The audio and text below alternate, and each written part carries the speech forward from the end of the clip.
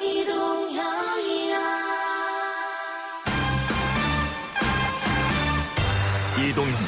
뉴스 정면 승부. 이동형의 뉴스 정면 승부.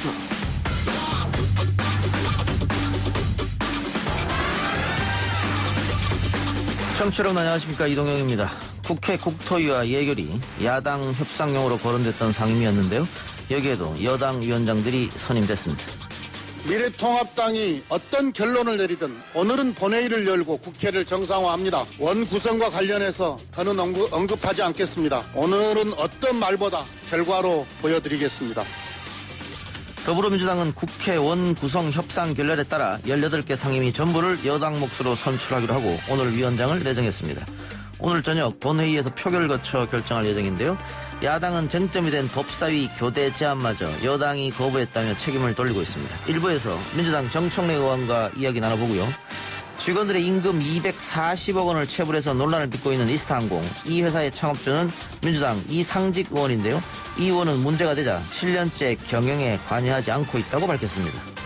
회사의 경영진으로 있는 사람들이 저희랑 회의를 할 때도 이상직 의원으로부터 계속 전화를 받는 거를 저희 눈으로 확인을 했고 안에 의원님 하는 녹취도 다 있어요. 그러나 이스타항공 노조 측은 최근까지도 이 의원이 회사 운영에 영향력을 미쳐왔다고 밝혔습니다. 결국 이상직 의원은 가족이 보유한 이스타항공 지분 전체를 회사에 내놓기로 했는데요. 오늘의 이슈들 모아서 기자 언박싱에서 전해드리겠습니다. G11 또는 G12라는 새로운 국제체제의 정식 멤버가 되는 것입니다. 우리나라가 세계의 질서를 이끄는 리더국 중 하나가 된다는 의미입니다. 청와대 강민석 대변인의 발표였습니다. 트럼프 대통령의 G7 확대 개편과 한국 참여에 대해 일본이 반대 입장을 표명했습니다. 또 WTO 국제무역기구의 의장에 출마한 유명희 통상교섭본부장에 대한 반대에도 목소리를 냈는데요. 외교 현장에서 일본이 한국 발목을 노골적으로 잡는다는 비판이 나옵니다. 일본 아베 정부의 속셈은 무엇인지 일본 현지 게이센 야학원대학교 이영채 교수와 함께 짚어보겠습니다. 4부 온갖 문제연구소 시간에는 인천국제공항공사 정규직 채용 관련 논란 다뤄보고요. 코로나19 사회적 거리두기 3단계의 의미와 실효성, 그리고 유천에서 발생한 햄버거병, 식중독 논란까지 함께 짚어봅니다. 6월 29일 월요일 이동형의 뉴스 정면 승부 시작합니다.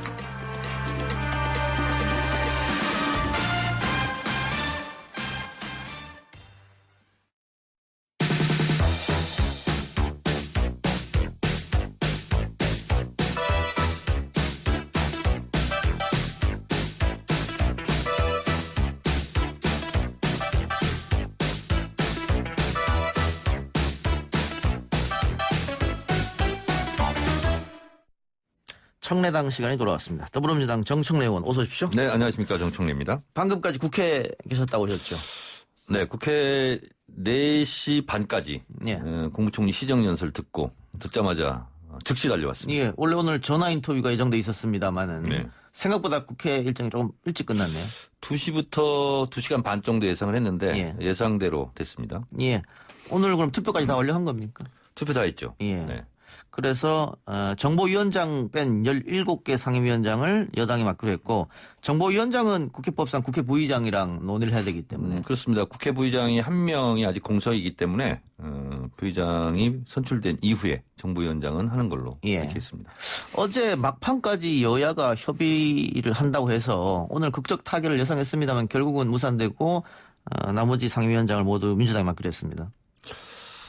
우선 민주당이 독식했다, 싹쓸이했다 이제 이런 이제 비판들을 하게 될 것 같은데요. 예. 독식이 아니라 독임, 혼자 책임지게 됐다. 전임, 전부 책임지게 됐다. 원내대표 보고에 의하면 원래 11대 7로 하기로 하고 그리고 법사위원장은 저희는 그런 제안을 했대요. 그렇다면 2년마다 원을 구성을 하지 않습니까? 그런데 내년 2년 후에 3월에 대통령 선거가 있으니까 그때 집권 여당이 그런 법사위원장을 그때 갖기로 하자. 이렇게 했는데 못 받겠다. 그리고 다 가져가라. 이제 이렇게 됐어요. 근데 아시다시피 이제 3차 추경이 예상돼 있는데 이걸 언제까지 미룰 것이냐. 그래서 저희가 무한 책임을 지는 책임 여당으로서 야당에서 그러면 그것을 걷어차면 우리가 그러면 전부 다 책임을 질 수밖에 없지 않느냐. 그래서 저희가 전부 책임지겠다. 이렇게 했습니다. 예. 김태년 대표도 우리가 다 갖고 간 게 아니고 미래통합당이 거부했는 것이다. 이렇게 표현했던데. 정확한 표현입니다. 예. 원내 지도부의 보고에 의하면 어제 사인만 안 했지 거의 내용 6가지는 거의 합의 상태였대요. 예. 그래서 그때 사인을 하자고 그러니까 사인은 아침에 하자. 내일 아침에 하자. 근데 오늘 이제 못 하겠다. 이렇게 된 거죠. 그러면 조영 원내대표가 가합의라고 했던 게 지금 벌써 두 번째 당에 가서 불발된 거잖아요. 사실상 주호영 원내대표의 가합의안이 부결된 거죠. 그래서 이해찬 대표도 협상하는 사람하고 결재 내린 사람하고 다른 거 아니냐 이런 비판을 했던 것 같은데 김종인 비대위원장을 겨냥한 겁니까? 저는 안 봤으니까 모르는데 제가 봤을 때는 협상하는 사람 따로 있고 결제하는 사람이 따로 있는 거 아니냐. 그래서 invisible hand, 보이지 않는 손이 있는 거 아니냐라고 합리적 의심을 할 수밖에 없죠. 근데 어쨌든 결과적으로 이제 17대 0, 18대 0이 앞으로 가능성도 있습니다만은 그 민주당으로서도 부담스러운 결과잖아요. 이제 앞으로 모든 책임은 전적으로 민주당이 진다. 뭐 이런 의미가 있을 수 있고. 저희도 결코 원하지 않는 결과였죠. 지지자들은 뭐 18대 0 다 가져라 이렇게 많이 말씀들 하셨지만 11대 7이면 합리적인 아니었고 또 법사위원장 같은 경우도 저희가 기왕에 선출이 됐으니 2년 후에는 그러면 집권 여당이 하는 걸로 하자. 그럼 미래통합당 입장으로서는 열심히 자기들이 해서 정권을 되찾아오겠다. 이런 각오와 결의를 밝히면서 우리가 그러면 대선에 이기고 법사위원장도 가져가겠다. 이렇게 나올 줄 알았어요. 그런데 대선에 자신이 없는지 그걸 걷어찼어요. 그럼 미래통합당 입장은 2년 후에 대선하고 상관없이 우리에게 달라. 이런 약속을 해달라 이거였네요. 뭐 그런 거였던 것 같습니다. 예. 그런데 그 미래통합당이 법사위원장 몫에 이렇게 끝까지 매달린 이유는 어디 있다고 보십니까? 결국은 본회의, 상임위, 법안 소위, 예결산 특별위원회 모든 부분에서 숫자로 다 밀리지 않습니까? 그러면 울돌목처럼 게이트키핑을 법사위에서 하겠다.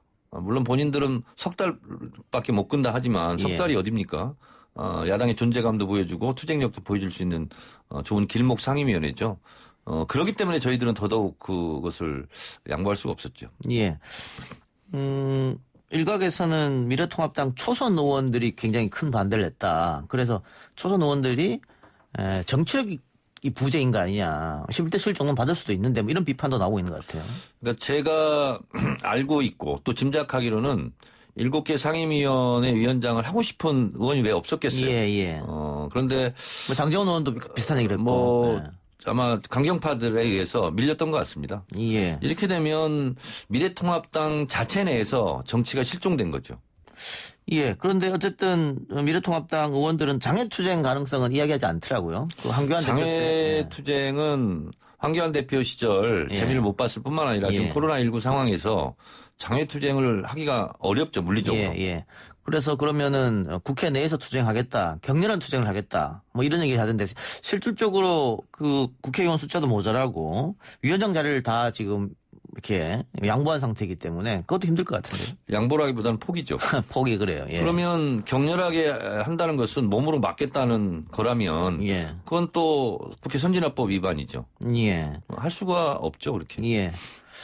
오늘 김태년 원내대표 기자회견 때도 기자들이 그런 질문을 했던데 만일 미래통합당이 지금이라도 들어와서 다시 11대 7로 하자. 그럼 어떻게 할 것이냐. 이미 버스는 지나가지 않았나 이런 생각이 듭니다.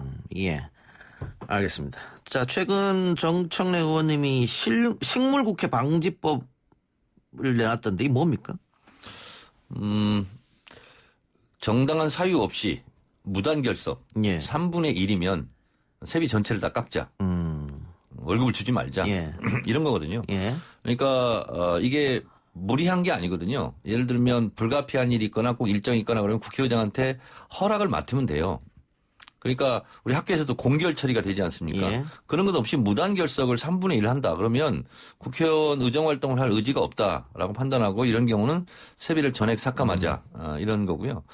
또 법이라는 것은 규제와 처벌의 의미도 있지만 또 예방 효과도 있는 거 아니겠습니까? 그래서 이런 법을 내므로써 국민들이 두 눈 부릅뜨고 지켜보고 있다.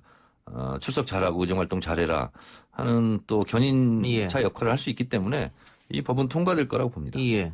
뭐 일하는 국회 뭐 그런 차원인데 그렇습니다. 이번에도 7대0, 18대0 이것도 민주당에서는 일하는 국회를 만들자 그런 의미에서 이렇게 한 거 아니겠어요? 그것이 가장 큰 예. 명분이었죠, 저희는. 당장 또 중요한 게 추경 문제니까. 그렇습니다. 추경 심사는 그러면 어떻게 됩니까? 바로 들어갑니까?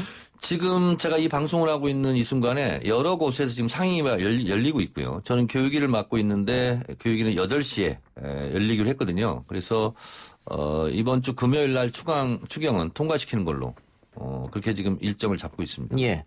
공수처법은 어떻게 되는 겁니까? 이거 법률에 따르면 7월 15일 날부터 해야 되는데 글쎄요. 야당이 협조를 안 해주면 불가능할 것 같은데. 그러니까 추천위원 7명 중에 2명은 야당 몫이고 6명이 동의를 해야 넘어가지 않습니까? 예. 그래서 지금 법으로는 좀 어려운 것이 사실이죠. 그런데 저는 국민들이 이것도 용납을 하지 않을 거라고 보는 거거든요. 예. 이번 주도 더불어민주당뿐만 아니라 열린민주당, 정의당, 제 정당이 다 일을 해요. 의정활동을 해요. 예. 그래서 이것은 단독 국회가 아니라 예. 단독 불참이에요. 예. 그래서 그런 상황에 대해서 국민 여론도 상당히 따가울 것 같고 미래통합당이 오랫동안 버티기는 어려울 것 같다 이런 생각이 좀 들어요. 공수처법도 마찬가지라고 봅니다. 예. 저희가 기다릴 때까지 인내심을 가지고 기다리지만 이 동안 언제까지 기다릴 수는 없다 이렇게 생각합니다. 그러나 현실적으로 야당이 끝까지 들어오지 않으면 공수처법은 통과시키기 어렵지 않습니까? 근데 이제 후속 입법이 또 필요한 상태거든요. 예. 그래서 법 개정을 통해서 할 수도 있죠. 어쨌든 공수처 지금 추천위원회 구성조차 되지 않고 있는 상황이기 때문에 시간은 좀 더 걸릴 것 같습니다. 네네. 이게 지금 민주당이 일하는 국회 하면서 계속 이렇게 하는 것은 결국은 추경도 추경이지만은 민생입법, 개혁입법을 빠르게 처리하기 위해서잖아요. 그래서 법사위 같은 것도 절대로 못 내놓겠다고 했던 것이고. 그러니까 국회라는 것이 법을 만드는 곳이잖아요. 저희가 처음에 내걸었던 것이 준법 국회, 법을 지키자는 거거든요. 예. 그런데 미통당은 관행을 앞세웠어요. 관행이 먼저입니까? 법이 먼저입니까? 저희는 법이 먼저다. 법대로 하자. 이렇게 얘기한 거거든요. 그래서 미통당 입장으로서는 관행을 얘기할 수 있겠지만 어쨌든 관행이 법보다 먼저일 수는 없거든요. 그렇기 때문에 저희가 6개 상임위를 선출했을 때, 상임위원장을 선출했을 때 국민 여론도 과반 이상이 저희들 보고 잘한다. 총선 민심이 그거다. 이렇게 지지를 한 거 아니겠습니까? 예. 그래서 오늘 같은 경우도 미통당에 그렇게 유리한 여론이 형성될 것 같지는 않습니다. 예. 이 권력기관 중에서 개혁에 가장 우선순위에 둘 것은 어디라고 보십니까? 아무래도 검찰이겠죠. 그 최근에 추미애 장관이 검찰에 대해서 또 윤석열 총장에 대해서 강하게 워딩을 써서 비판했거든요. 네. 정의당조차도 뭐 꼰대식 화법 아니냐 이렇게 비판했고 민주당의 조홍천 의원도 30년 법 근처에 있었지만 처음 들은 일이다 이렇게 얘기했는데. 저는 이런 검찰총장 처음 보는 것 같고요. 예. 그리고 어쨌거나 본인의 측근이 연루된 사건이고 예. 감찰을 하기로 했으면 감찰이 맡기면 되는데 그걸 틀어버린 거잖아요. 예. 그래서 이런 장면이 오히려 처음이다 예. 이런 생각이 좀 들고요. 예. 그리고 이제 추미애 장관이 국회 더불어민주당 초선 의원들 슬기로운 의정 생활에 온 것은 전직 선배 의원으로서 온 거예요. 예. 그러다 보면 초선 의원들 앞에서 앞으로 의정 활동을 이렇게 해라 하는 측면에서 좀 좀 경쾌한 분위기에서 이제 진행이 된 것 같아요. 그래서 웃자고 한 얘기를 죽자고 덤비는 격이 아닌가 그런 생각이 듭니다. 근데 법사위에서 민주당 의원들이 추미애 법무장관에게 했던 말이나 또 추미애 장관이 방금 이야기한 그 자리에서 윤석열 총장을 향해 했던 말이나 뭐 서른 의원이 했던 말이나 결국은 민주당 의원들이 전방위적으로 윤 총장을 압박하는 게 아니냐 스스로 사퇴를 위해서. 저는 개인적인 의견입니다만 임기는 보장하는 게 맞다. 예. 다만 임기를 뭐 줄이고 중간에 그만둬라 이런 것보다는 있을 때 잘해라. 예. 제대로 해라. 이렇게 요구하는 것이 맞다고 봅니다. 근데 아까 권력기관 중에 가장 먼저 해야 될 기관이 검찰이라고 하셨잖아요. 그러니까 윤석열 검찰총장 스스로 검찰에 대한 이러저런 문제점을 본인도 알고 있지 않겠습니까? 예. 그래서 스스로 개혁에 나서야죠. 윤석열 총장을 민주당에서 못 믿는 것 같은데요? 개혁에 적임자라고 생각하지 않는 것 같은데? 검찰 개혁이라는 게 검찰총장 개혁은 아니지 않습니까? 예. 그래서 검찰에 지금까지 뭐 독점독식해왔던 부분이라든가 또 수사 관행, 입맛대로 수사, 먼지털이 수사 뭐 이런 거 있지 않습니까? 표적 수사, 기획 수사 뭐 이런 것들에 대한 좀 개선 이런 게 필요한 거죠. 예. 의원님 교육이더라고요. 교육이 현안 가운데 하나가 대학 등록금 반환 문제인데 이 문제는 어떻게 풀어야 될 것 같습니까? 저는 이미 개인적인 입장을 표명을 했어요. 예. 대학생들이 4개월 동안 시설을 이용하지 않았어요. 예. 시설 이용료가 한 달에 10만 원이라면 40만 원 부분에 대해서는 돌려줘야 된다. 예. 그래서 계산을 다 해보니까 6,240억 예. 추경이 좀 필요한 상황이에요. 그런데 지금 교육부에서 올린 1,950억도 지금 전액 삭감돼서 왔거든요. 예. 그래서 이 방송 끝나고 가서 교육이 열리면서 이 부분을 예. 다시 주장할 생각입니다. 그 대학이 돌려줘야지 정부가 또 교육부가 돌려주는 것은 무리한 거 아니야? 이런 적도 직접 있어요. 돌려주는 게 아니고요. 예. 등록금은 교육부가 관여할 법적 조항이 없습니다. 예. 대학과 학생들이 자율적으로 정해지는 예. 건데 대학이 먼저 학생들에게 감면 내지 깎아주고 예. 그리고 나서 그럼 대학 재정이 어렵지 않습니까? 예. 그럼 대학 재정에 예. 지원하는 형태로 직접 지원이 아니고 결국 그게 그거 아닙니까? 그걸 보고 우회 지원이라고 그럽니다. 그래요. 어쨌든 그 학생들은 절반 정도 여론조사 보니까 절반 정도는 돌려줘야 되지 않느냐 등록금에 그런 주장하더라고요. 더 큰 문제는 2학기 때 또다시 이렇게 비대면 교육이 되면 예. 이 부분을 어떻게 해결할까. 예. 참 이 부분이 참 걱정스럽습니다. 그러니까 이 법적으로 뭐 정부에 제재할 수 있는 건 아니고 학생과 대학끼리 자유롭게 이야기할 부분인데. 그러니까 교육부에서 등록금에 대해서 깎고줘라 뭐라 하는 것 자체가 법 위반이라는 거예요. 그러니까요. 근데 학교 입장에서는 안 돌려줘도 되는데 굳이 왜 돌려줘야 되느냐 뭐 이런 입장인 것 같고. 그러니까 이제 대학에서 학생들과 좀 협의를 해서 좀 깎아주고 감면해주고 그럼 대학 재정이 좀 어렵지 않습니까? 예. 그걸 대학 재정에 좀 보탬이 되도록. 이번에 그러면 교육에서 이 건에 대해서 그런 식으로 논의를 한번 해보겠다는 거죠? 네, 그렇습니다. 예, 알겠습니다. 그렇게 추진하겠습니다. 예, 통일부 장관을 부총리로 격상시키는 내용의 정부 조직법 개정안도 발의됐고요. 정 의원님도 개정안 발의에 동참했고 통일부에 힘을 실어줘야 된다 이런. 네, 그렇습니다. 예, 예. 네. 그리고 또 통일 부총리 시절이 있었고요. 그렇죠. 예. 그리고 지금 교착 상태에 있는 이 남북 관계에 예. 하나의 또 마중물이 될 수도 있겠다 이런 생각이 좀 들어요. 그래서 어쨌든 이런 경색된 국면을 푸는데 도움이 예. 될 것 같고 또 하나는 실제로 많은 부처 장관 중에서 통일부 장관이 할 수 있는 게 좀 적어요. 예. 그래서 좀 힘을 실어주고 좀 재량권을 좀 더 주는 그런 입법이 좀 필요하겠다 이런 생각이 들었습니다. 그래서 새로운 통일부 장관은 정치권 인사가 되어야 한다. 정무적 감각을 갖춘. 동의하십니까? 동의합니다. 그런데 좀 걱정스럽네요. 예. 제가 이제 법을 하나 준비하고 있는 게 국회의원이 과연 장관을 겸임하는 게 맞냐. 왜냐하면 그 장관 하는 동안은 국회의원이 없는 거 아닙니까? 예. 그래서 겸직금지 이런 법안을 좀 제가 준비하고 있거든요. 예. 그래서 그런 부분은 또 약간 지금 미세하게 충돌하고 있고 예. 잘 조정해 보도록 하겠습니다. 뭐 정신이 꼭 현직 아니어도 되니까. 네, 예. 그렇습니다. 지금 통일부 장관이 사표를 썼고 받아들여졌는데 청와대 안보팀도 교체해야 된다. 이런 주장이 나오고 있어요. 문재인 정부 집권 중반기를 넘어가고 있지 않습니까? 예. 보통 뭐 시기적으로 보면 예. 뭐 교체할 때도 되긴 됐다 예. 이런 생각이 들고 또 예.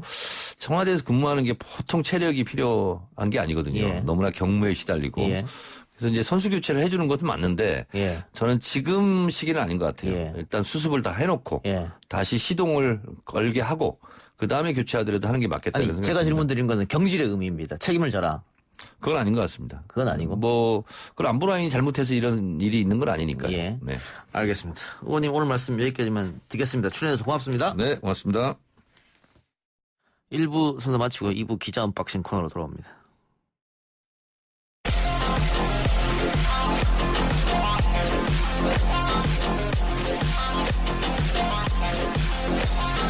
오늘 나온 뉴스들 언박싱해드린 기자 언박싱. 오늘은 주간경향 이한희 기자 나왔습니다. 어서 오십시오. 네, 안녕하세요. 코로나19 전 세계 확진자 수가 1,000만 명을 넘어섰고 사망자는 50만 명을 넘어섰습니다. 다시 확산세를 보이는 모양새입니다. 네, 그 국제 통계 사이트 월드 오미터에 따르면 어제 오전 6시 전 세계 코로나 확진자 수가 1,000만 명을 넘어섰습니다. 중국이 지난해 12월 31일에 우한에서 정체불명의 폐렴이 발생했다면서 그 세계보건기구에 보고한 지 6개월 만인데요. 특히 확진자 수가 많은 그 미국이 신규 확진자 수가 무서운 속도로 늘고 있습니다. 그 토요일 하루에만 4만 5천 명의 새 확진자가 나왔고요. 예. 브라질 역시 닷새째 신규 확진자가 4만 명 안팎으로 발생하고 있고 또 매일 1,000명 이상 사망하고 있는 상황입니다. 예. 상황이 이런데도 미국이나 유럽에서는 마스크 착용에 대한 거부감이 크다. 왜 그런 겁니까?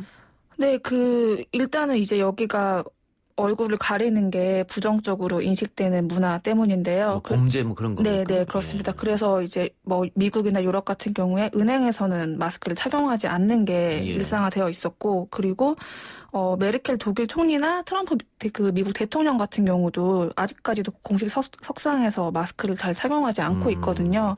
그래서 이런 것들도 마스크 착용에 좀 부정적 영향을 주고 있다, 이런 분석이고요. 실제 통계를 보면 그 덴마크와 스웨덴, 노르웨이 이런 북유럽 국가에서는 마스크를 정기적으로 착용한다는 응답이 10% 미만입니다. 그리고 영국에서도 4분의 1만이 그 응답자의 4분의 1만이 정기적으로 마스크를 착용한다고 답했고요. 세계에서 확진자가 가장 많은 미국 같은 경우에는 각 주와 지방 정부 차원에서 마스크 착용을 의무화하는 이제 법을 의무화하는 곳이 늘고 있는데 텍사스 같은 일부 지역에서는 이런 명령이 위헌이다라면서 시위까지 벌어졌습니다. 결국 뭐 문화 차이라는 건데 그래도 사람 생명이 달린 문제인데 조금 이해가 안 되네요. 네. 자, 국내 얘기해보면 코로나19가 수도권 교회에서 다시 확산되고 있어요. 네, 어제 수원의 중앙침례교회 신도 2명과 신도의 가족 1명, 총 3명이 코로나19 확진 판정을 받았습니다. 신도들이 증상 발현을 전후해서 모두 4차례 걸쳐서 예배를 본 것으로 파악이 됐는데요. 문제는 이 교회의 신도수가 무려 9,000명이고요. 확진자와 같은 날 예배 참석한 신도도 700명이 넘습니다. 네, 그래서 추가 확진자가 나올 가능성을 배제할 수 없는 상황이고요. 경기도 안양 주 영광교회의 경우에 현재까지 확진자가 18명이고 서울 관악구의 왕성교회에서도 확진자가 지금 27명까지 늘었습니다. 아무래도 교회에서 찬송가를 부르고 이렇게 하기 때문에 침방울이 튈 수밖에 없는 상황입니다. 이래서 방역당국이 정규 예배는 물론이고 이제 교회 소모임에서도 방역 지침이 철저히 지켜지도록 해야 한다. 뭐 이런 방안을 강구 중이라고 합니다. 방역 지침을 교회에 배포했음에도 불구하고 그게 잘 안 지켜진 모양이네요. 네, 뭐 노래 부르고 밥 먹고 하니까요, 교회에서. 안타깝네요. 정치권 이야기 해보죠.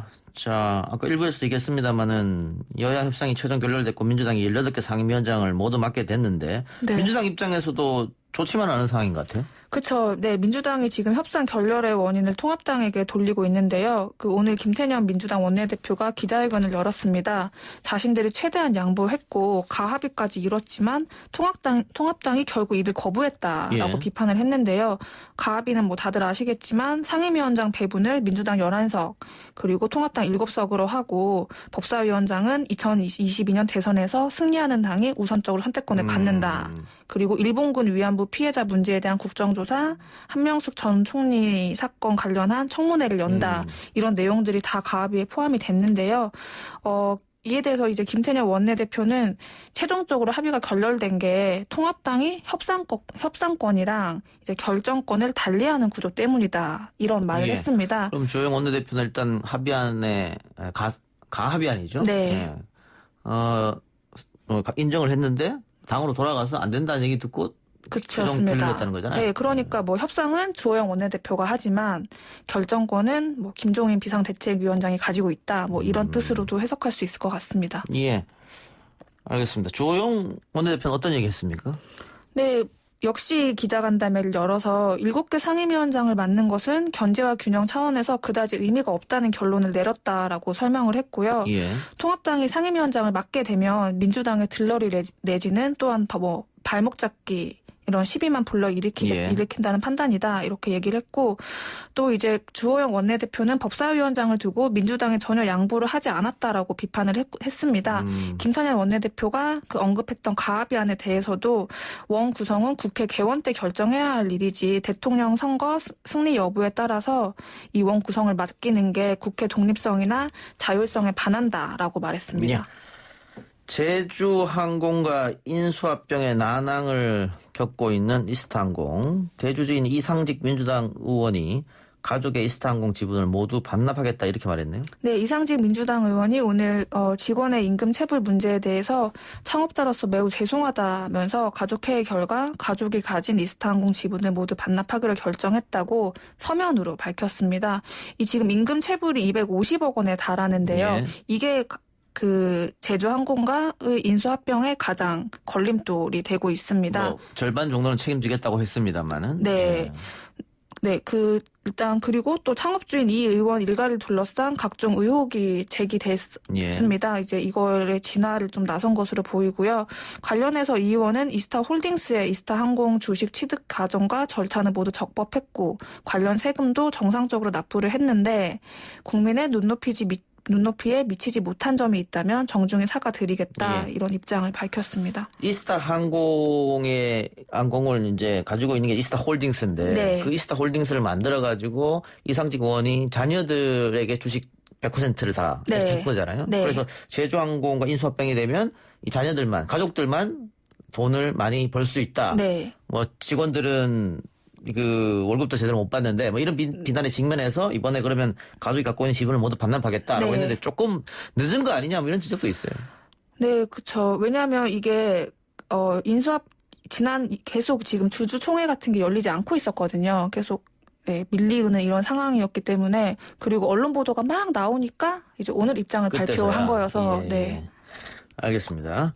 이른바 검언유착 사건에 대해서 서울중앙지검이 이 사건을 수사심의위원회에서 판단을 받기로 했는데 이게 이철 씨가 수사심의위원회에서 판단하도록 해달라 이렇게 요청해서 이루어진 거죠? 네, 이철 전 밸류 인베스트 코리아 대표가 25일에 신청을 했고 그게 오늘 통과가 됐습니다. 예. 네, 이게 왜 신청을 한 거냐면 채널A 기자 측이 전문 수사 자문단이라는 거를 요청을 했고 이게 결정이 되니까 이게 부당하다, 공정하지 않다라면서 수사심의위원회에 신청했고요.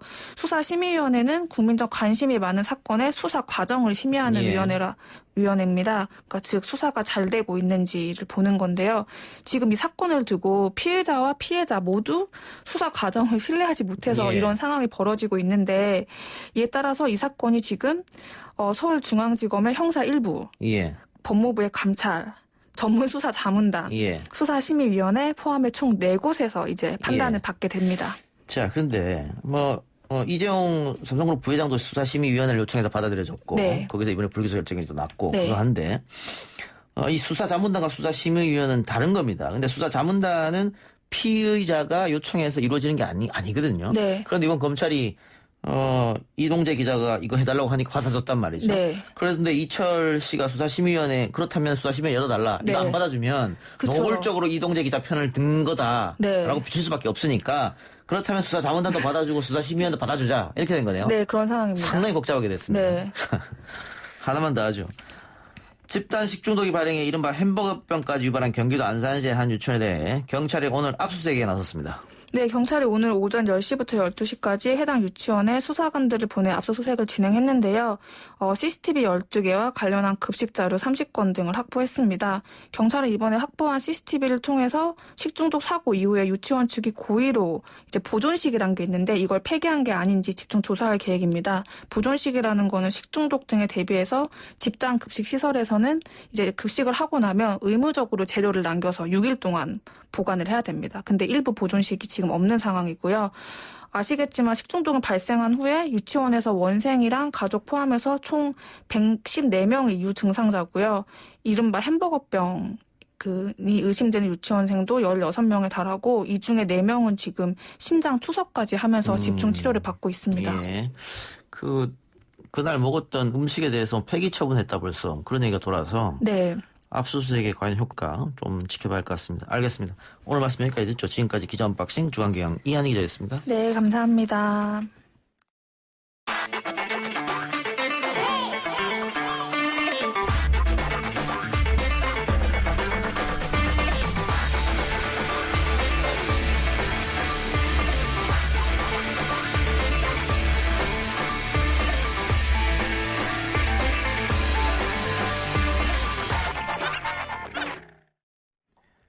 최근 트럼프 미국 대통령이 G7 확대 개편 뜻과 함께 우리나라도 G7 정상회의에 초청하겠다고 밝혔는데요. 이런 트럼프 대통령 구상에 일본이 반대 의사를 표명했다는 일본 현지 언론 보도가 나왔습니다. 또 유명희 통상교섭본부장의 WTO 사무총장 출마에 대해서도 일본은 반대하면서 사실상 낙선 운동을 벌이고 있는데요. 국제사회에서 한국의 위상이 날로 높아지자 일본이 발목 잡기가 나오고 있습니다. 아베 정부의 일본 왜 이러는 걸까요? 일본 게이센 야고대 국제사회학과 이영채 교수와 이야기 나눠보겠습니다. 교수님. 네, 안녕하세요. 예, 안녕하십니까? 자, 일본이 미국의 한국의 G7 참여를 반대한다는 의사를 전했다고 교도통신이 보도했는데 어떻게 봐야 될까요?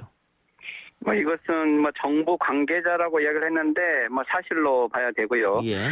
어제 그 일본 NHK 방송에서 모태기 외상도 방송 출연해서 현재 G7 틀을 유지해야 된다. 이게 국제 상식이다라고 이야기를 했는데 예. 이것은 즉 한국을 포함해서 G10이라든지 11으로 확대되는 것에 대해서 반대하겠다는 뜻을 이야기를 한 거겠죠. 예. 이것은 한국이 지금 현재 국제적 위상이 높아지고 있는 것에 대해서 일본이 아주 그 경계심을 노골적으로 드러냈다라고 할 수 있겠습니다.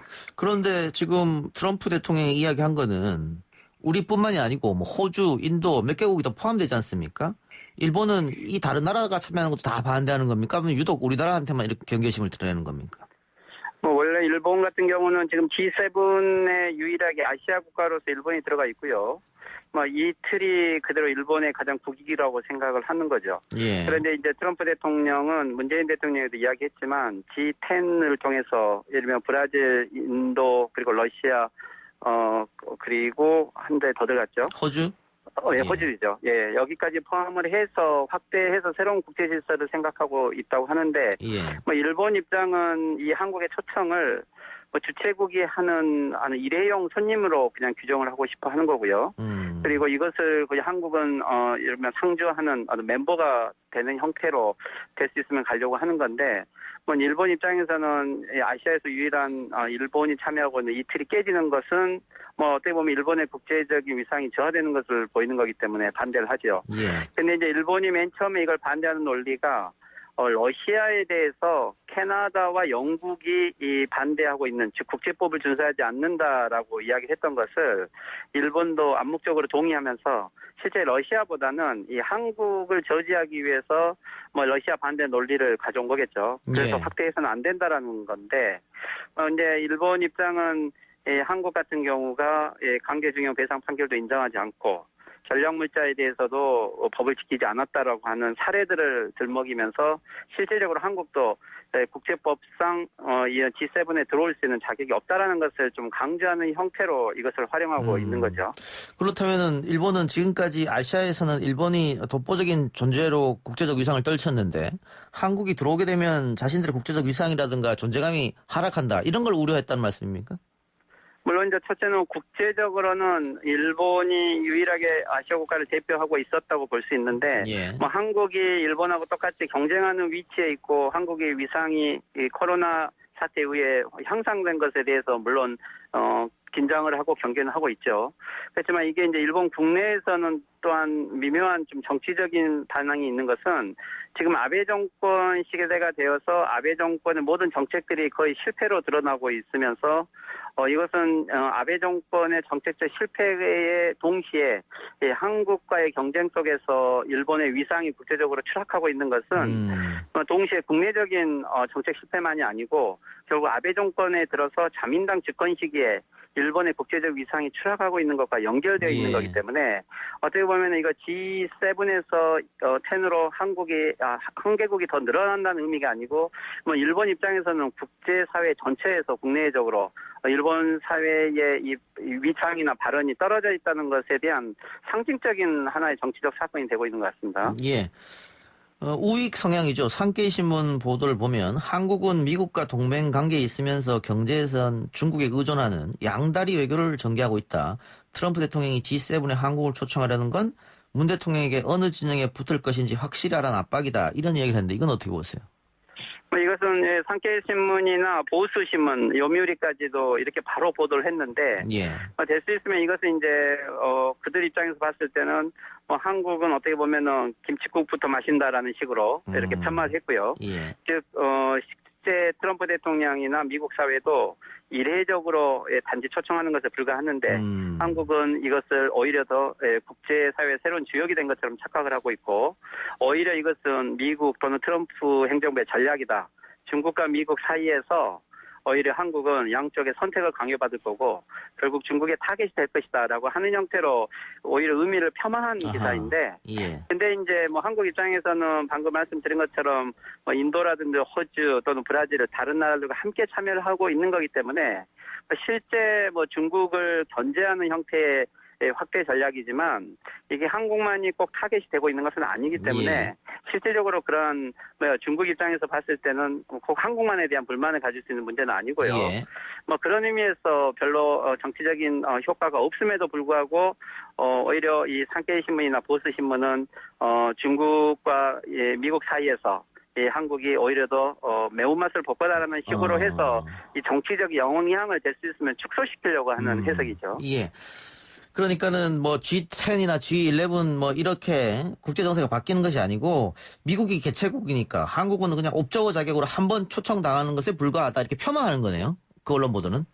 예, 그렇죠. 뭐 실제 일본 입장에서 봤을 때는 예전에 홋카이도에서 G8 회의를 했을 때도 뭐 한국의 이명박 대통령이 한번 초청받은 적도 있고 그런데 막 그런 형태로 주최국이 누구든지 초청할 수 있다라는 형태로만 그냥 보고 있는데 오히려 이것은 또 이제 일본이 실제 국제 질서의 지금 변화 속에서 미국 내의 상황이 바뀌었고 특히 트럼프 대통령 같은 경우도 새로운 대선 전략을 세우면서 단지 일회용 한국 초청이 아닌 새로운 국제 질서 속에서 대중국 전략을 생각하고 있다라면 뭐 이런 현실적인 국제정치 논의도 인식을 해야 됨에도 불구하고 오히려 그런 것을 받아들이기 싫어하고 인정하고 싶지 않은 거겠죠. 예. 이런 가운데 일본이 유명희 통상교섭본부장이 WTO 사무총장 출마하는 것도 반대 의사를 밝히고 사실상 낙선 운동을 시작했습니다. 이런 이유는 뭘까요? 일본은 실제 국제사회에서 많은 부분 한국과의 경쟁하는 많이 지금까지 의식이 왔고요. 반기문 유엔 사무총장이 나갔을 때도 일본은 구체적으로 반대 운동을 했었고, 그리고 이번 유명희 이번 통상본부장의 WTO 사무총장 거는 또 유명희 본부장에 대한 일본과의 좀 악연도 있죠. 예. 어업협정과 관련된 여러 논의에서 일본이 패소한 경우도 있고, 또 실제 이 WTO 사무총장을 한국이 직접 만약에 선출이 되게 되면 현재 한일 간의 무역 분쟁에 대해서도 일본이 이 경제적인 카드를 통해서 정치적인 문제를 이용을 하고 있는데 이런 부분 것은 세계 자유무역 질서에 어긋난다는 것을 자신들도 의식을 하고 있기 때문에 예. 잘못하면 한일 간의 무역 분쟁도 일본이 패소할 수가 있고 또 앞으로 향후 국제 정치의 새로운 이 자유무역주의 질서를 한국과 중국을 중심으로 재편해 갈 수도 있는 이런 가능성이 크기 때문에 일본은 현재 TPP를 중심으로 해서 자유무역 질서의 중심국가로 아시아 태평양에서 규정을 하고 있는데 어떻게 보면은 이 사무총장이 한국 쪽으로 가게 되면 일본의 국제 전략 자체가 붕괴되는 거기 때문에 이것은 아마 G7보다도 훨씬 더 강력하게 반대하지 않을까라고 보입니다. 그리고 국제사회에서 한국과 일본이 경쟁하게 되면은 앞으로도 끊없이 일본이 반대할 가능성은 높아 보이네요. 발목 잡기 할 가능성은. 뭐 지금까지 일본이 어떻게 보면 외교 정책을 했을 때 국제 기구에 많은 돈을 들이대면서 유네스코 유산이라든지 그리고 WTO 국제연합에 영향을 미쳐왔는데 근데 이제 실제 최근에는 한국이 여러 위상이 높아졌고 현재 일본 같은 경우는 원자력 기구에 일본의 사무총장이 있었지만 이후에 일본이 현재 국제기구의 수장을 가지고 있는 것은 한 개도 없어요.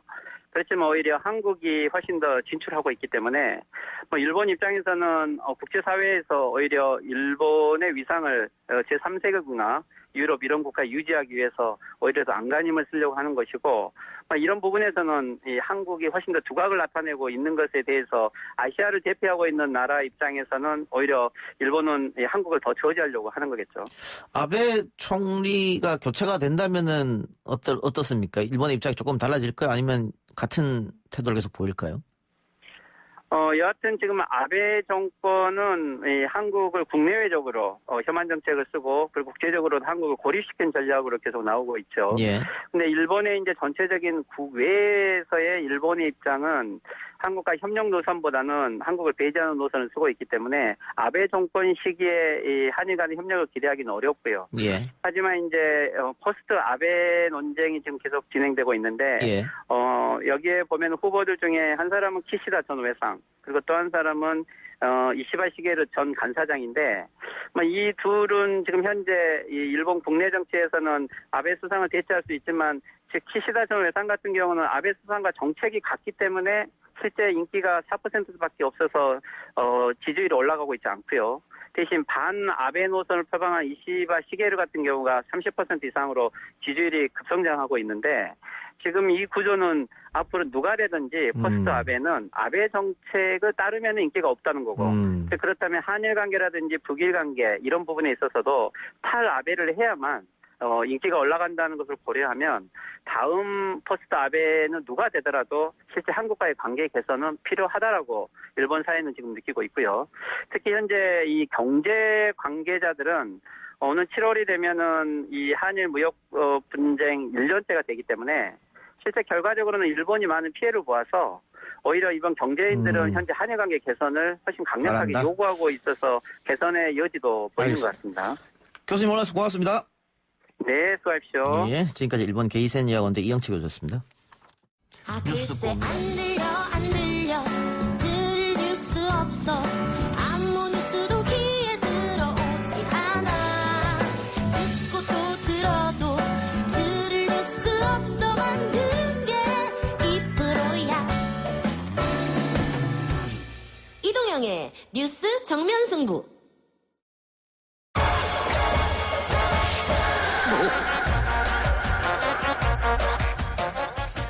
얼텐라디오 이동의 뉴스 정면승부 3부 온갖 문제연구소 시작하겠습니다. 통제되지 않는 집단지성으로 우리를 둘러싼 온갖 문제의 실마리를 풀어봅니다.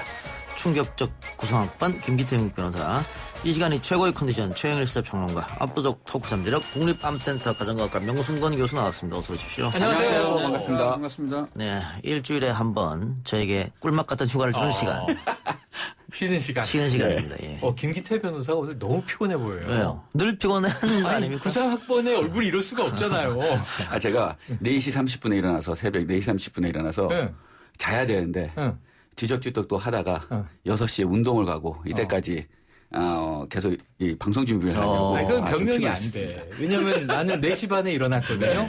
지금 이게 9번째 방송이에요. 오늘 하나가 또 남아있어. 생체 리듬이 안 맞아요. 원래 안 그랬는데. 이때가 최상의 컨디션이잖아. 그러니까 이 앞에 8개나 했기 때문에 지금 이 시간에 최상의 컨디션. 몸의 컨디션뿐만이 아니고 그 머릿속에 들어있는 그 지식, 상식이 최상의 컨디션. 어떤 질문을 던져도 쑥쑥 대답이 활성화되어 있습니다. 오늘 국회는 왜 저러 있을까요? 모든 질문에 답이 가능한 이 시간대입니다. 알겠습니다. 자, 첫 번째 이야기 해볼 거는 안산 유치원 집단 감염 문제입니다. 집단 식중독이 나온 안산의 유치원이죠. 현재까지 의심 증상을 보이는 원생과 가족 등은 모두 115명이고요. 이 가운데 용혈성 요독 증후군인 이른바 햄버거병 의심 원생도 1명 늘어 16명으로 나타났고, 이 가운데 투석 치료를 받는 아이도 4명이나 있다고 합니다. 안타까운 일인데요. 명 박사님, 우선 용혈성 요독 증후군이 햄버거병이 어떤 병입니까? 네, 일단 용혈성 요독증후군, 이건 이름에서 알 수 있듯이 용혈이란 거는 적혈구가 깨지는 걸 용혈이라고 그러거든요. 그래서 어떤 원인에 의해서 사실은 그 대장균 독소 때문에 깨지는 거죠. 그래서 빈혈이 생길 수 있고요.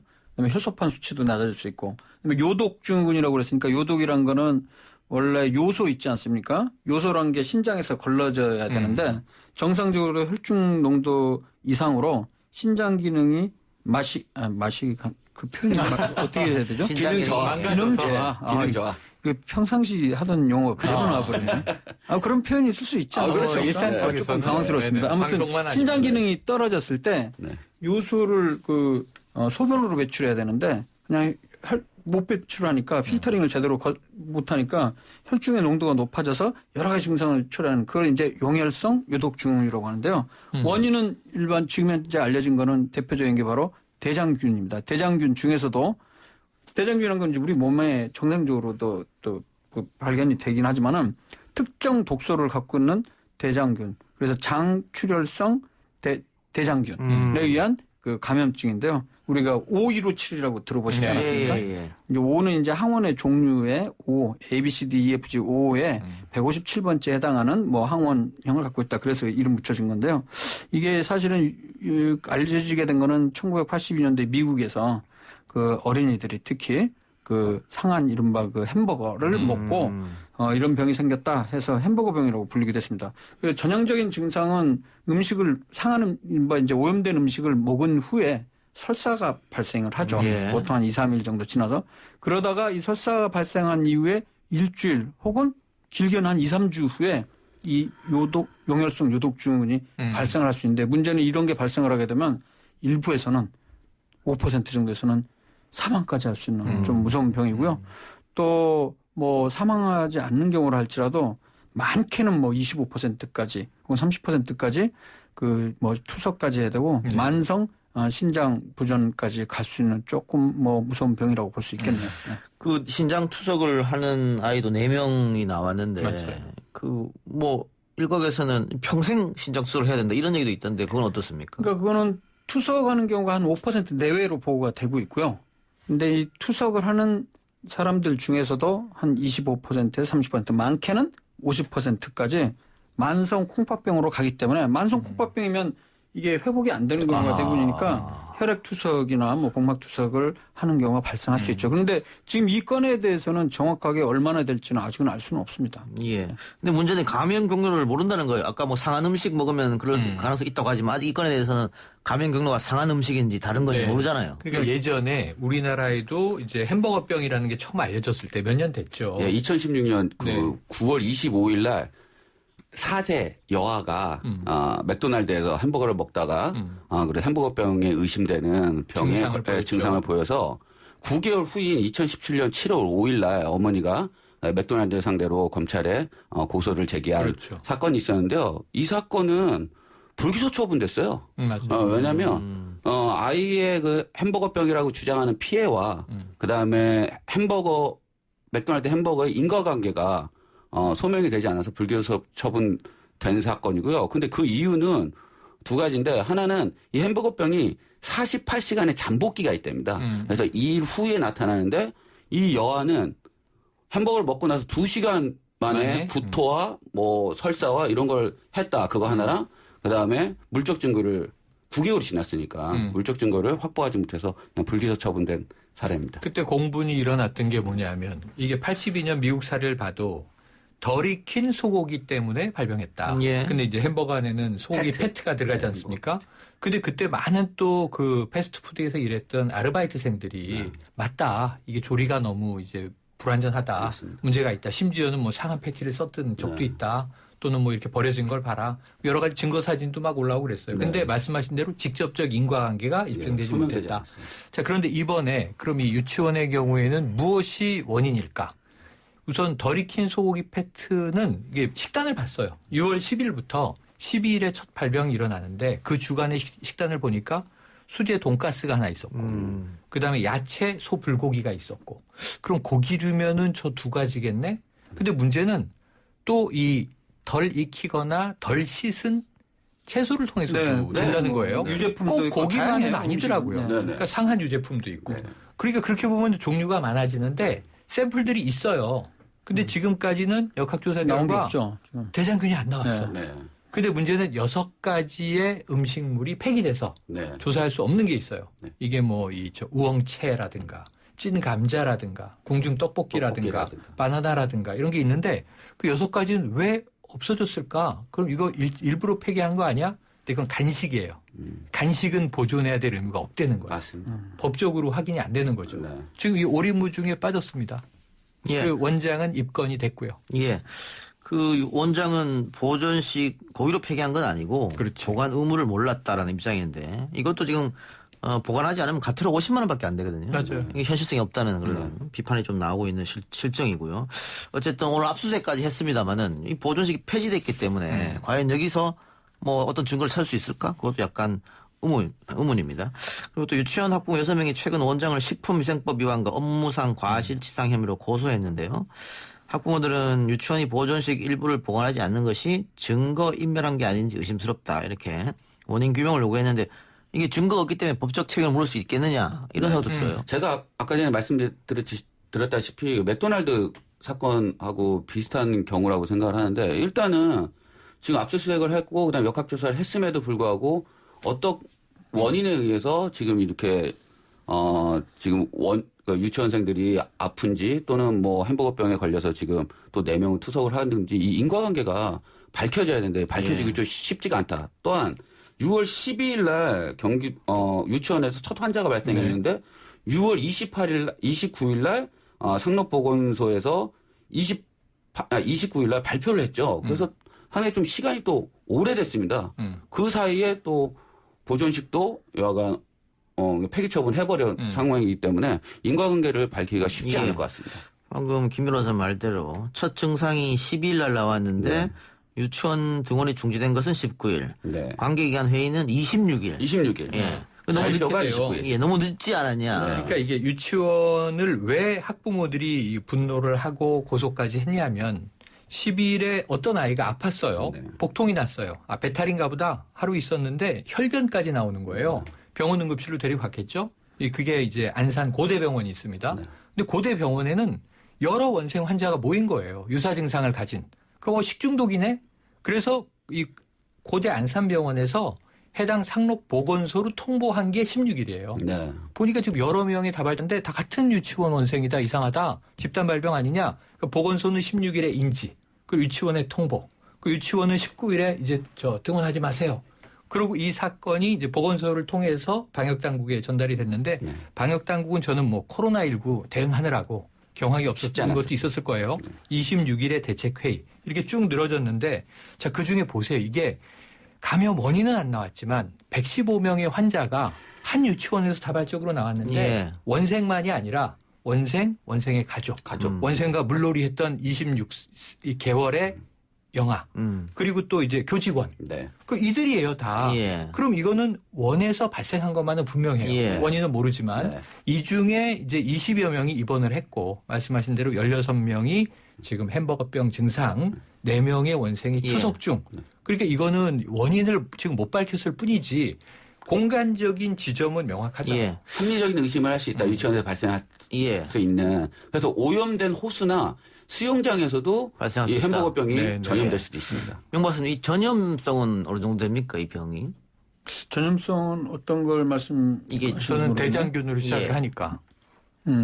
지금 가족도 다 그렇게 됐다고 하니까. 근데 그 부분에 대해서는 딱히 지금 현재 코로나19처럼 기초감 재생산수 이거랑은 좀 개념이 좀 다릅니다. 이거는 주로 이제 음식을 통해서 전파되는 거기 때문에. 그러면 여름에 많이 발병할 가능성이 그렇죠. 그래서 이게 지금 또 이제 날씨가 좀 이제 기온이 올라가면서 다른 여타 식중독이랑 처음에는 구분하기가 어렵죠. 의사들조차도 병원에 집단 발병하면 기본적으로 이제 식중독을 의심할 수밖에 없고요.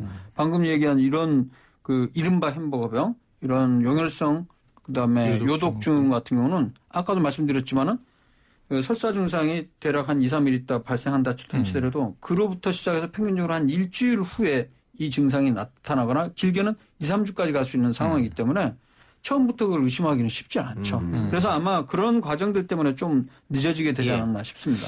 근데 최근에는 대부분의 음식이 냉장 유통, 냉장 보관. 그렇죠. 그리고 이제 조리도 하는데 조리할 때 조금 햄버거병 같은 패티를 덜 이렇게 익혔다든가 그럼 나타나는데. 그렇죠. 충분히 익히는 것만이 지금 예방할 수 있는 좋은 방법. 그밖에 없습니다, 사실은. 물놀이 할 때 발생하는 이유는 뭡니까? 물놀이 할 때 발생하는. 그러니까 지금 어떤 게 있냐면 원생하고 26개월 아이 추가된 아이는 원생이 아니에요. 유치원생이 아니야. 근데 원생하고 이미 감염된 원생하고 같이 물놀이를 했을 뿐이에요. 그런데 옮겼어. 지금 현재로서는 그 물놀이 때문에 옮겼다 이럴 만한 근거는 저는 없다고 봅니다. 기본적으로 이 식중독 음식에 의해서 전파되는 지금 장출혈성 대장균 같은 경우는 음식을 통해서 전파되는 거거든요. 그러니까 사람과 사람 간의 코로나19처럼 전파되는 게 아니라 일반적으로는 음식을 통한 겁니다. 아까 얘기했던 꼭 햄버거 패티뿐만이 아니라 덜 익힌 고기 그다음에 상한 야채라든가 아니면 유제품 음식을 통해서 할 수 있기 때문에 계속해서 그럼 역학조사를 좀 해봐야 되는데 음식에 대해서 안 나온 게 좀 이 부분이 좀 많이 의아합니다. 같이 나눠 먹었다든가. 그래야죠. 물놀이 자체가 중요하다고 생각지는 않습니다. 제 생각에는. 유튜브에 윤정님께서 다 익혀도 대장균 균이 남아 있는 겁니까? 이렇게. 그럴 가능성은 거의 없습니다. 익히면 사라진다. 고온을 통해서 가열을 하거나 그러면 대부분의 균들은 다 죽습니다. 이정희님과 자카주 해피님께서도 화장실 변기에서도 옮긴다고 들었습니다. 배설물을 통해서 전달될 수 있는 거 아닙니까? 그렇죠. 그 배설물의 전달의 의미는 그 배설물을 이제 손에 묻히게 돼서 그게 입으로 들어갔을 때 그런 의미죠. 혹은 그러면 그 손에 의해서 음식이 오염이 되고 그 오염된 음식을 다른 사람이 먹은 거 그런 경우지 그냥 뭐 같이 물놀이했다고 옮기진 않는다. 그럴 가능성은 없어 보입니다. 어린애들은 물놀이를 하다가 가끔씩 삼키죠. 물을 삼켜요. 물도 삼키지만 실내를 좀 하거든요. 그 소변 같은 경우는 그래서 제 생각에는 그 용혈성 그 요독주군에 감염된 그 유치원생이 혹시 물놀이를 하다가 소변을 거기에서 보고 그거를 입으로 뭐 흡입한 경우가 아닐까라는. 근데 소변의 가능성 별로 없고요. 대변을 변을 큰 거를 했으면 모르겠지만 소변은 가능성이 떨어져요. 점점 난감해지네요. 그러니까 감염 원인이. 저희도 지금 7살, 5살 아이를 키우니까 그 음식이 상한다고 생각하면 그 우리 와이프가 항상 저보고 한번 먹어봐라. 김이상궁. 예, 먹어봐라. 김이상궁이다. 조심해야겠네요. 성인도 걸릴 수 있잖아요. 성인도 주의해야죠. 근데 이제 지금 이 병의 특징은 특히 한 5세 미만에서 굉장히 좀 심각한 거라. 그렇죠. 5세 미만이나 노년층이나 주로 이제 면역력이 약한. 알겠습니다. 자, 여름이니까 여러분들도 우리 청취하고 계시는 여러분들도 음식 꼭 익혀서 드시고 보관 잘 해주시길 바랍니다. 뭐 야채에서도 나올 수 있다고 하니까요. 자, 그럼 광고 듣고 와서 온갖 문제연구소 계속 이어가겠습니다. 3부 순서 마치고요. 잠시 후 4부에서 온갖 문제연구소 이어갑니다. 온갖 문제연구소 4부 시작합니다. 인천공항 보안검색요원의 정규직 전환 발표 이후 역차별 불공정 논란이 일면서 논란이 뜨겁게 달아오르고 있습니다. 애초 제기된 가짜뉴스는 어느 정도로 바로 잡히는가 싶었습니다만 정치권과 언론이 다시 가세하면서 을과 을의 갈등으로 번지는 양상입니다. 일단 세 분은 이 문제 어떻게 보십니까? 김기태 변호사부터 말씀해 주시죠. 네, 저는 일단은 비정규직에서 정규직으로 전환한 거는 이건 잘한 일이다라고 생각을 하고요. 그런데 이제 이게 제가 이제 한번 알아보니까요. 이게 어떻게 맨 처음에 기사가 됐냐면 카톡 오픈 채팅방에 기자들하고 다 있는 카톡 오픈 채팅방에서 이런 어떤 그 글이 하나 올라왔답니다. 그거를 이제 인터넷 뉴스에서 확인하지도 않고 이렇게 썼던 게 이게 시발이 됐는데 저는 일단은 비정규직에서 정규직 한 거는 문재인 대통령께서 2017년 2월에 인천국제공항 공사를 방문하면서 약속했던 부분이고 그리고 잘못된 어떤 노동 정책을 그다음에 노동 현실을 좀 바꿔보겠다는 의지의 표현이지 않는가. 그런데 이 가짜 뉴스 또는 팩트를 체크하지 않은 뉴스들에 의해서 이게 좀 오도된 부분이 상당히 많다라는 생각을 하고 있습니다. 예, 정일포는 저는 이게 생각보다 좀 복잡해요. 일단은 오픈 채팅방 문제는 거의 가짜 뉴스고 거의 해명이 됐어요. 그게 처음에 공분을 일으키는데 상당히 기폭제 역할을 했어요. 맞습니다. 그럼 그게 해소됐으면 이 문제가 우리가 잘못 알았네? 이성적으로는 사그라져야 되는데 이 문제를 잘 보시면 그렇게 취재 보도가 일방향은 아니에요.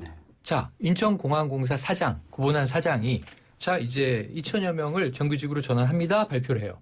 근데 문제는 제가 이 놀란 건 정규직 노조가 반대를 해요. 이게 문제예요. 보통의 노사관계에서는 자, 비정규직도 정규직으로 전환해 주십시오. 대통령 공약 아닙니까? 라고 노조가 요구를 하면 사측에서 아이고 어려우니까 우선은 자회사로 흡수했다가 단계적으로 갑시다. 이러거든요. 이건 거꾸로야. 사장은 다 정규직 1902명 보안검색요원 청원경찰직으로 정규직 본사가 고용. 그럼 노조는 와 짝짝짝 해야 되는데 노조가 반대를 하면서 뭐라 그러냐면 약속이랑 다른데요? 자회사로 넣었다가 왜냐하면 이게 무기를 소지해야 되는 직종이라 맞습니다. 이 특수경비직으로 자회사를 만들어서 넣었다가 우리와 협의하면서 정규직화하기로 했잖아요. 단계적으로. 근데 왜 갑자기 본사 고용합니까? 라고 맞서요. 그럼 이상한 상황이거든요. 그래서 저는 그 다음에 문제는 뭐냐면 이게 일이 막 커지다 보니까 청와대가 해명을 해요. 물론 20만 명 넘으면 청와대가 해명하는 게 맞죠. 그래서 20만 명 넘은 당일 밤에 라디오에 청와대에 일자리 수석이 나가서 해명했는데 거기서부터 어긋나기 시작했어요. 이 공사가 대응해야죠. 본사가 대응해야지. 왜 청와대가 나서고 민주당이 나서고 이러다 보니까 일을 더 키웠어. 네, 맞습니다. 정당과 청와대는 나중에 나서고 나설 때는 정책 얘기만 하면 돼요. 맞습니다. 비정규직의 정규직화 이번 정부의 노동 정책이다. 근데 이거를 공사의 문제를 그거는요. 오픈 채팅방의 문제가 이게 아니고요. 저게 아니고요. 이거를 청와대나 민주당이 나설 이유가 아니었다. 그래서 저는 거기서 꼬였다. 이렇게 생각을 합니다. 그리고 상당히 취준생과 2030의 공분에는 구조적인 공분인데 그렇죠. 이거를 너무 한 공사 사안으로 대응한 게 아닌가 하는 안타까움이 남습니다. 그래 이게 지금 비정규직을 정규직으로 전환한다는 것은 대통령의 핵심 공약 사항인 것이고 맞습니다. 그래서 인천공항공사만 지금 문제가 됐습니다만 전체 직군을 다 살펴보면 한 19만 명 정도가 비정규직 정규직으로 전환이 됐습니다. 맞아요. 그런데 그 19만 명 중에 90% 이상이 이 인천공항처럼 자회사가 직접 고용하는 본사가 직접 고용하는 것이 아니라 다 무계약직으로 맞아요. 전환된 거거든요. 맞아요. 그러니까 무늬만 정규직 전환 아니냐. 어찌 보면. 예, 그런 얘기가 많은데. 조금 안정화됐을 뿐. 그렇죠. 그리고 이 공공기관에 비정규직에서 정규직으로 전환한 거는 박근혜 정권 때도 그다음에 이명박 정권 때도 다 있었습니다. 근데 단 비정규직에서 정규직으로 전환했을 때는 기존의 정규직과 비정규직에서 정규직으로 전환된 그런 분들하고는 승진이나 급여 차이가 현격하게 납니다. 예. 근데 지금 인천공항공사는 직접 고용이니까 문제가 있다. 그러니까 우리가 취업할 기회를 박탈한 거 아니냐. 뭐 이런 건데 사실은 이거는 보안 업무이기 때문에 좀 다릅니다만 어쨌든 그런 논란이 불거졌어요. 그렇죠. 정 박사님 어떻게 생각하세요? 그러니까 지금 이 문제에 관련한 거는 여러 가지 논란의 배경이 된 게 여러 가지 부분이 있는데 그 중에 하나가 어떻게 보면 좀 잘못된 정보도 들어가 있는 것 같아요. 즉 이번에 이제 비정규직에서 정규직 전환돼 있어서 급여 수준이라든가 이런 부분들은 좀 잘못 전달된 부분이 있거든요. 그리고 2년 동안 알바만 하면 바로 정규직으로 보안검색 요원, 무슨 경찰이라고 그러죠? 청원경찰 될 수 있다 이런데 그 내용을 한번 다 알고 보면 그게 좀 사실이 아닌 것들이 많이 있는데 이런 내용이 중심이 돼서 논란이 계속 확산된 것 같아요. 그러니까 결론적으로 사실은 내용적으로는 비정규직에서 정규직으로 전환하는 건 아주 좋은 취지의 그런 정책이거든요, 사실은. 근데 내용적으로 봤을 때 오히려 이런 비정규직에서 정규직으로 전환하면서 기존 새롭게 잠재적으로 신입 직원들의 경우에는 예를 들어서 TO가 줄어든다든가 아니면 보상 자체가 오랫동안 이뤄왔던 정규직과 한 번에 갑자기 같은 수준으로 된다든가 이런 부분들이 좀 의심이 되니까 이렇게 논란이 커진 건데 그 내용들을 따져보면 그런 부분에 있어서는 좀 잘못 전달된 가짜뉴스의 성향들이 좀 있어서 이 논란이 좀 더 커진 거 아닌가 이런 생각을 좀 해봅니다. 예. 가짜뉴스는 최영일 평론가 말대로 어느 정도 정리가 되긴 했습니다만 아직도 불공정의 논란이 있는 것 같아요. 저는 거기서는 알바가 전환됐다. 아무 의미가 없고요. 그리고 2017년 5월 이후에는 똑같은 공채를 거쳐야 되기 때문에. 맞습니다. 탈락해요. 지금 800명, 40%가 거기에 해당해요. 그리고 연봉 5천 아니에요. 아닙니다. 예. 근데 4천이에요. 4천도 높기는 해요. 3,850만 원이라고 하는데 3.7% 올라서 3,600만 원대의 정규직이 되면 복지수당 505만 원을 맞습니다. 주니까 4천만 원이 좀 넘죠. 네네. 근데 5천만 원은 아니지만 4천도 높아요. 이건 이제 의견은 구구할 수 있어요. 근데 이 보안검색 요원들의 굉장히 강도 높은 노동 강도에 비하면 이걸 또 높다고 봐야겠느냐. 그렇죠. 예, 인국공이 소위 이제 평균 연봉은 8,300쯤 된다더라. 그럼 이제 이건 격차가 있는 임금인데 또 일반적인 눈으로 보면은 저걸 또 적다고 할 수는 없고 이게 복잡한 상황이 부딪히는데 저는 오픈 채팅방의 문제는 딴 거 다 빼고 하나예요. 굉장히 악의적이에요. 서연고 나와서 취업 준비 열심히 하면 뭐 하나? 나는 로또 맞았다라는 식으로 이야기한 거. 그리고 서울대, 연세대, 고대 특히 명문대를 자극했고 그다음에 거기엔 제일 나쁜 건 네 글자예요. 소리 질러 때문에 공분이 일어난 거예요. 맞습니다. 와 소리 질러 나 알바하고 군대 제대하고. 근데 그건 완전히 거짓말. 다 거짓말이에요. 해명이 다 됐는데 그 문제가 아니에요. 그 문제가 아니야. 맞아요. 취준생이 스카이 나온 사람들만 이 취준생이 아닌 거예요. 그럼요. 공무원 준비하는 공시생들이 그 9급 공무원, 7급 공무원 들어가려고 정부에서 공부하는 공시생들이 다 명문대 출신만은 아닌 거예요. 그렇죠. 그들도 아르바이트 하면서 또 취업 준비하면서 또 단기 일자리도 찾다가 또 이제 좋은 직장을 알아도 보고 그렇게 하고 있는 건데 그때 조금 이게 이 김두관 의원 이 문제가 커졌는데 너무 이분법으로 접근했다. 그러니까 공부 조금 잘했다고 필기시험 통과해서 2배 연봉 받는 게 불공정 아니냐 이런 문제에서 지금 막 이제 이 2030들한테 폭탄 맞고 있는데 이렇게 싸울 문제가 아니다. 그렇죠. 전선을 잘못 그었다. 한 안타까운 생각이 듭니다. 알겠습니다. 지금 이런 거죠. 지금 인천국제공항이 문제가 됐으니까. 아까도 잠깐 얘기했습니다마는 이게 무기를 소지하는 특수직이기 때문에. 그럼 무기 계약직인가요, 그게? 네? 아 죄송합니다. 갑자기 무기 계약직. 우스라고 얘기했죠. 그럼요. 아니 너무 진지하게만 나가시니까. 잠시 시원했어요. 잠시. 좋았네요. 분위기 좀 바꿔보겠습니다. 보안 검색 업무였기 때문에 지금 취준생들이 내가 공항공사에 들어가려고 준비하고 있는데 내 자리를 뺏은 거 아니냐. 네, 그러니까 그게 제일 문제예요. 예, 그렇죠. 요거하고는 조금 거리가 있다. 네. 그래서 한쪽에서는 결국은 남 잘 되는 거 배 아파서 그러는 거 아니냐. 이런 비난으로 이제 일가을이 싸우는 거예요. 근데 우리가 과거를 좀 돌아보면 이 파견, 프리타, 그다음 비정규직 97년 이전에 없었습니다. 없었던 단어입니다. 맞습니다. 예, 완전 고용 시대였기 때문에. 맞아요. 근데 IMF 사태를 겪고 나서 IMF에서 우리한테 요구했던 게 노동 유연화 정책이었고, 그렇지 않으면 돈을 지원해주지 않겠다고 했기 때문에 당시 김대중 정부가 받아들일 수밖에 없었고, 그 이후로 이제 파견직 또 비정규직이 생겨났잖아요. 그러면서 이제 취업을 못하는 이런 상황이 됐는데, 미국 같은 경우에는 상시 해고가 가능합니다. you're fired. 트럼프 대통령이 제일 많이 했던 레이오프라고 제도가 있죠. 그런데 정규직은 그게 안 되잖아요. 안 되죠. 그래서 다들 정규직을 원하는 건데, 그래서 우리가 97년 이전 사회로는 못 돌아가도. 그래도 좋은 직장이 많이 생기면 좋지 않겠느냐. 이 좀 큰 차원에서 논의를 해야 되는데, 너무 작은 쪽에서 우리가 을과 을이 싸우는 게 아니야. 이런 이야기가 있어요. 네, 맞습니다. 그래서 이게 일단은 아까 말씀하신 것처럼 신규 채용이 줄어드는 건 아니다. 그래서 오히려 그러니까 회계나 경영을 담당하는 일반직에 대한 신규 채용은 그대로 두고 지금 비정규직은 그런 일반 신규 채용을 안 했었거든요. 그런데 그 비정규직을 정규직으로 전환하면서 어떻게 보면 취준생이나 청년들에게 인천국제공항에 그 정규직으로 들어갈 수 있는 그 TO를 더 늘려놨다라고 저는 생각이 듭니다.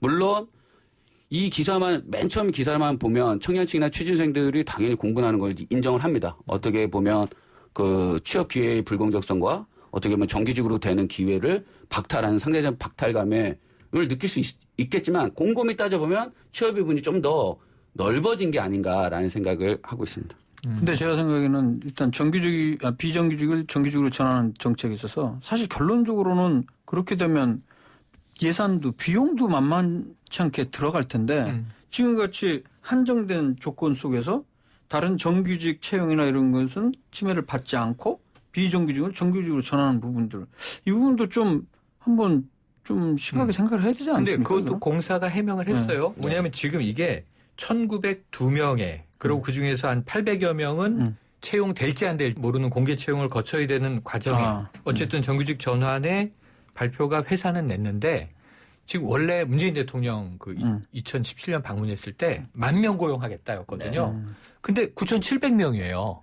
근데 정규직 고용은 그 외에 200~300명의 다른 직군이 있어요. 그러니까 2,000여 명을 본사가 직접 고용을 해요, 이번에. 근데 거의 8,000명에 가까운 7,000 수백 명이 고용이 안정화되는데 그분들은 자회사 고용이에요. 자회사를 세워서 자회사 내에 정규직으로. 어쨌든 지금 기간제보다는 낮긴 하지만 인천국제공항공사가 직접 고용해 주는 게 아니라 자회사를 통해서 고용하니까 다소는 불안해요.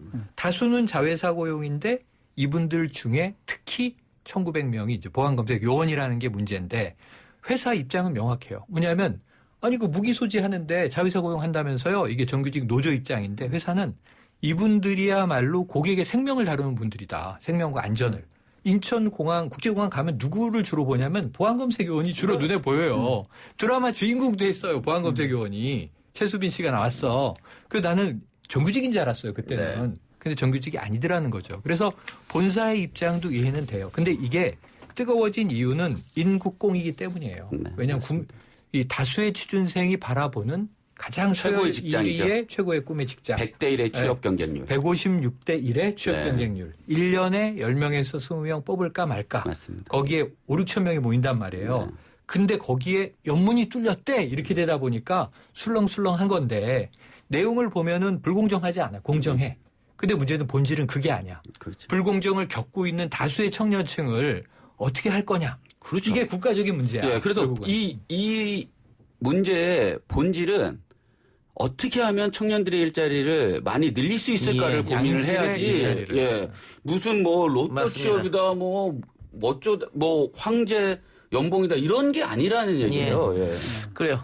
그 결론을 내리면 뭐 을과 을이 이 사안으로 싸우는 건 지역적 문제인 것이고 그렇죠. 좀 큰 줄거리에서 바라보면서 최대의 복지는 일자리 아니겠어요? 아, 그렇죠. 그 정부가 책임져야 되는 문제니까 조금 더 전향적으로 제도를 개선해 주시기 바라고.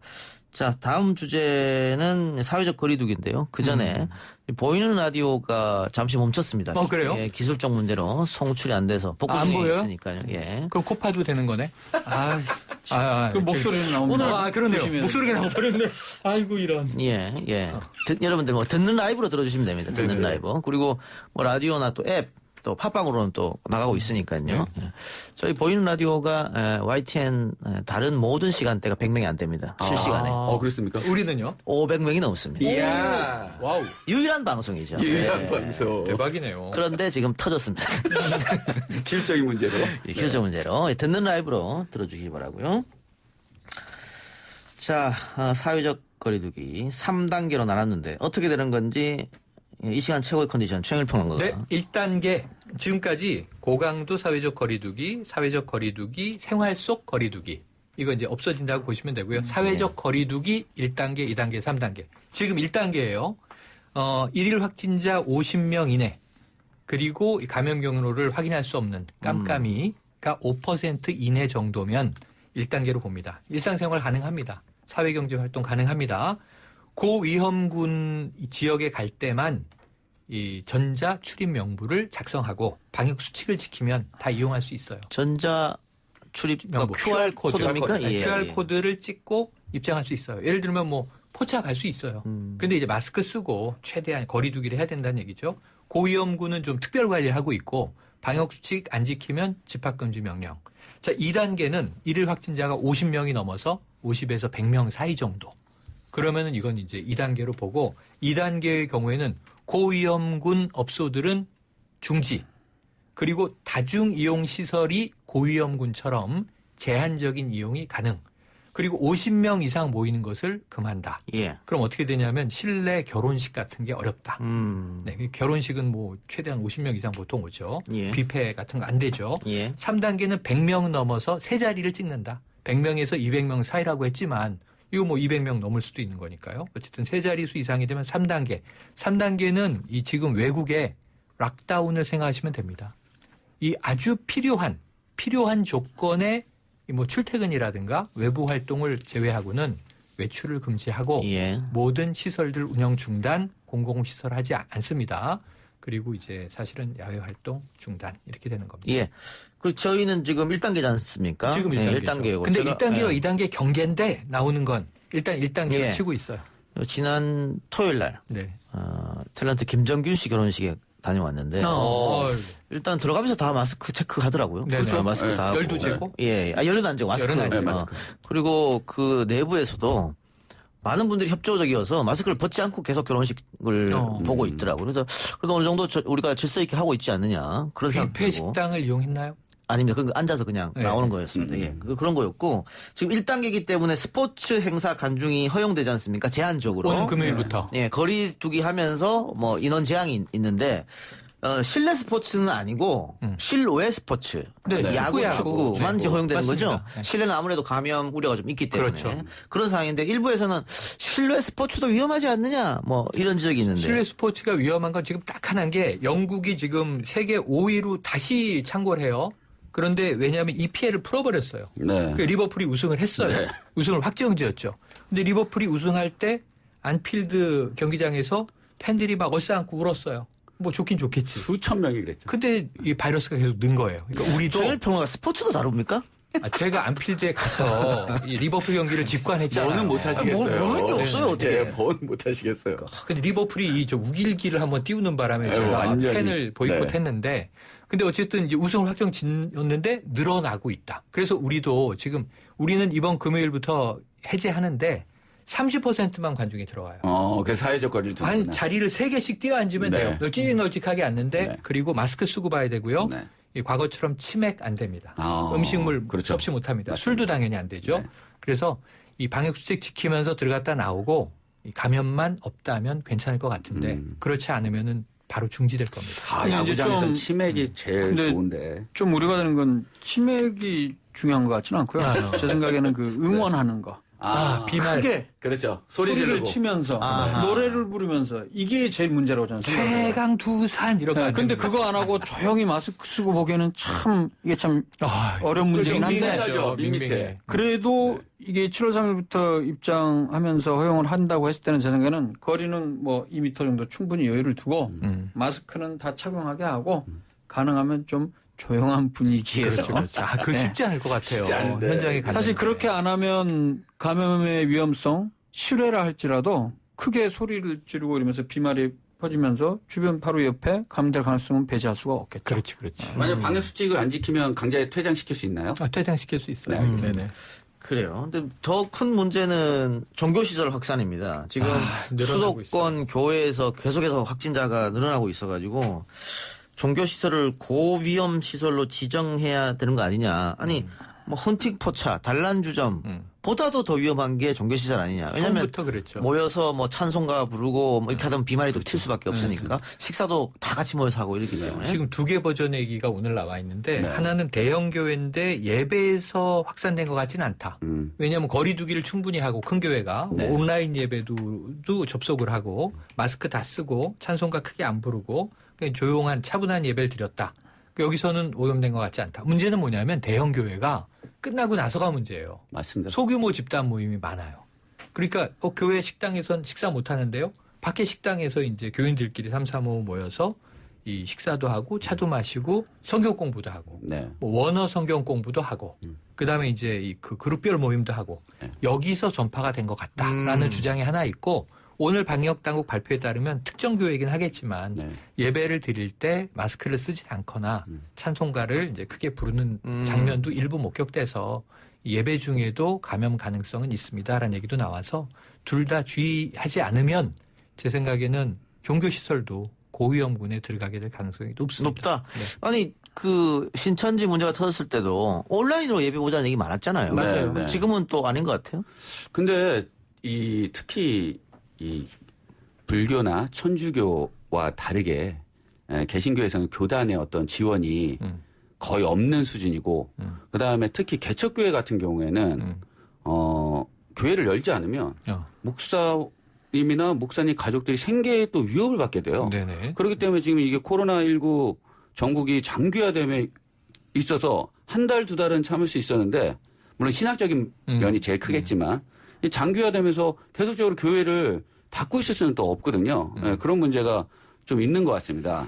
근데 저는 이제 좀 다른 측면으로 바라보고 싶은데요. 지금 5개월, 6개월 지나가는 과정에서 우리나라가 아직도 계속 뭐 50명 내외에서 왔다 갔다 해서 많은 사람들이 걱정을 하고 있는데 좀 상대적으로 비교를 하자 보면 인구수 100만 명당 확진자 수를 봤을 때 우리나라가 지금 현재 대략 214개국이라고 보면 거기서 몇 위에 해당하는지 아십니까? 61위? 그러니까 낮게 발생하는 국가. 100만 명당 낮게 환자 수가 발생하는. 그거를 우리나라가 8위에 해당해요. 8위. 그러니까 100만 명당 249명 발생했거든요.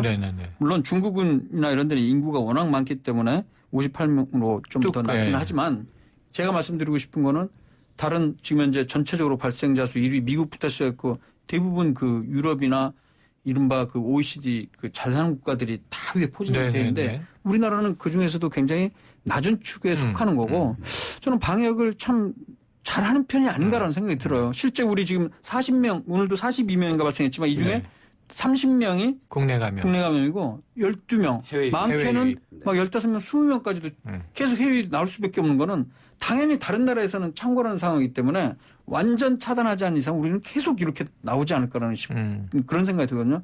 그렇다면 이제 앞으로 어떻게 해야 되느냐. 완전히 0명이 될 때까지 완전 종식될 때까지 우리가 이 거리 두기를 계속 해야 될 것인가. 그건 쉽지 않다 현실적으로. 저는 이 부분에 대해서 좀 더 많은 학자들과 그다음에 정부 관계자들 다시 한번 전향적으로 좀 생각해볼 필요가 있지 않을까 그런 생각을 좀 해봅니다. 뭐 명 박사 말씀도 당연히 일리가 있는 얘기죠. 알겠습니다. 조금만 더 우리가 이 부분에 대해서는 논쟁이 좀 필요한 것 같네요. 새 말씀 오늘 여기까지 듣겠습니다. 수고하셨습니다. 감사합니다. 고맙습니다. 내일 이 시간 다시 돌아오겠습니다.